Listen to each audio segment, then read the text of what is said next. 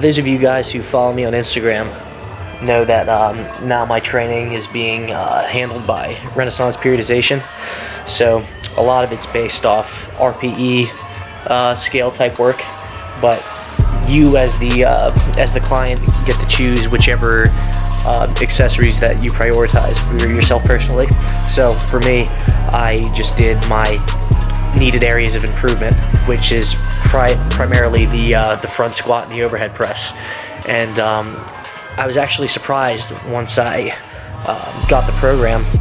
There is more of a lack of specificity than I would have used personally if I had been programming it myself.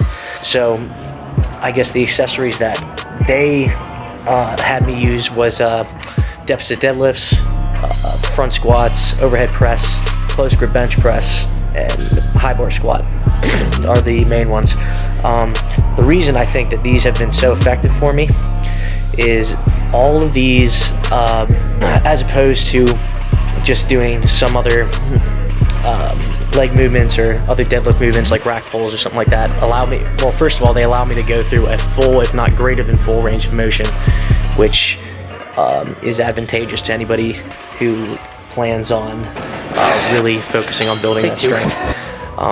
The other thing, and I think this may be the most important out of any of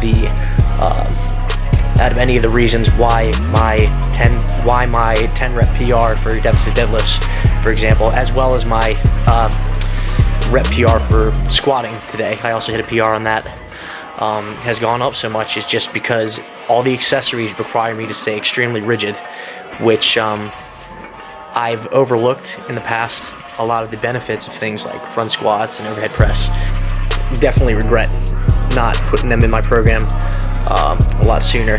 The tightness and positioning that the front squat and the overhead press have really allowed me to put a lot more my mid-bay than my upper back. So now I don't have to rely on my upper back and my lower back and my hamstrings as much. Another benefit is the frequency. And this is something I'm going to go into further depth about in future videos, but one of the biggest things that people overlook, especially when they hit a strength plateau, is people oftentimes get stuck in the way of thinking that, oh, today's chest day, oh, today's deadlift day, today's squat day, when they really should be thinking days.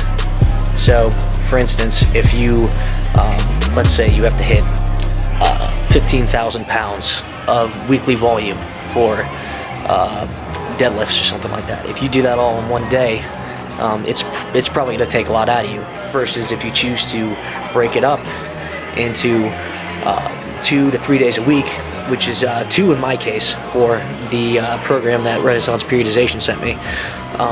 And I think it's been extremely advantageous. I have way less accumulated fatigue just from breaking up those sets, and I probably wouldn't have an issue with hitting exponentially more volume than I probably could have if I just had been doing it in a single day. So, main thing to get out of what I'm trying to say here is frequency is your friend. Accessories that keep your core rigid and help your positioning in the primary lifts are your friend as well. So those are things to keep in mind in the future. If you are ever stuck at a number for more than well, for me, for more than a year or so, I've been really struggling to put some poundage on my deadlift, but now I'm seeing some very consistent progress. I'm very happy about it. I'll probably check in with you guys a little bit later this week. In the meantime, thank you guys for watching.